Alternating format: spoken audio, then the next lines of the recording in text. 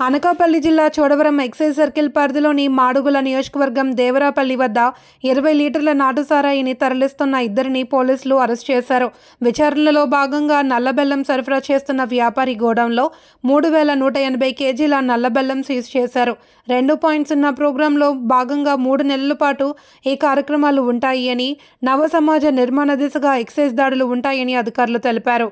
వాళ్ళే అమ్ముకోవడానికి తెస్తున్నామని చెప్పడంతో వాళ్ళకి అమ్మోనియా బెల్లం ఇవన్నీ ఎవరు ఇచ్చారంటే దేవరపల్లిలో ఉన్నటువంటి గుప్తా అనే వ్యాపారి ఇచ్చారని చెప్పడంతో ఆయన చెప్పిన సమాచారం మేరకు గుప్తా యొక్క గొడవని సెర్చ్ చేయగా అతని దగ్గర సుమారు 222 బెల్లపు దెమ్మలు, నల్ల బెల్లపు దెమ్మలు, అమ్మోనియా ఒక 20 కేజీలు అమ్మోనియా, ఒక్కొక్క దెమ్మ కూడా సుమారు 15 కేజీలు ఉండి 3180 కేజీలు నల్ల బెల్లం దెమ్మను స్వాధీనం చేసుకోవడం జరిగింది. ఇదివరకు అతనికి గురు ఆర్డర్ ప్రకారం క్లాజ్ 5/68లో వచ్చింది. బెల్లం వ్యాపారి, ప్రతి బెల్లం వ్యాపారి కూడా నాటు సారా తయారీదారులకి ఎటువంటి ఇల్లీఫుల్గా ఇవ్వడానికి లేదనేసి చెప్పడం జరిగింది. ఆయనకి గతంలో కూడా ఆయనతో నోటీస్ ఇవ్వడం జరిగింది.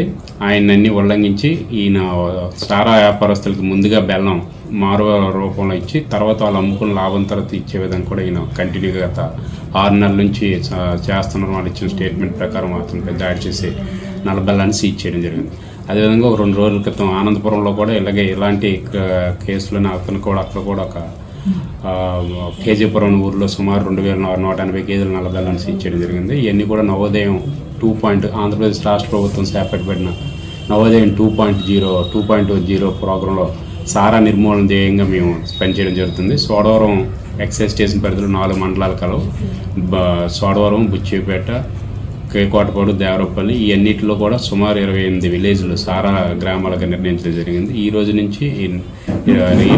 గౌరవ మంత్రివారి చేతిలో నవోదయం ప్రోగ్రాం లాంచ్ అవుతుంది. ఈ రోజు నుంచి 3 నెలల్లోపు కూడా ప్రతి గ్రామంలో సారా నిర్మూలన చేసి నవ సమాజ నిర్మాణ దిశగా మేము కృషి చేస్తున్నాం. అందుకు ప్రతి ఒక్కరు కూడా లోకల్ పెద్దలు, గ్రామ పెద్దలు, మీడియా మిత్రులు అందరూ కూడా సహకరించి ఏమైనా కంప్లైంట్లు ఉంటే సారా కానీ గంజాయి ఎటువంటి మాదక ద్రవ్యాల సమాచారం ఉన్న 14405కి తెలియజేసి ఎక్సైజ్ డిపార్ట్మెంట్ వారితో చేయగలపాల్సిందిగా కోరుతున్నాం.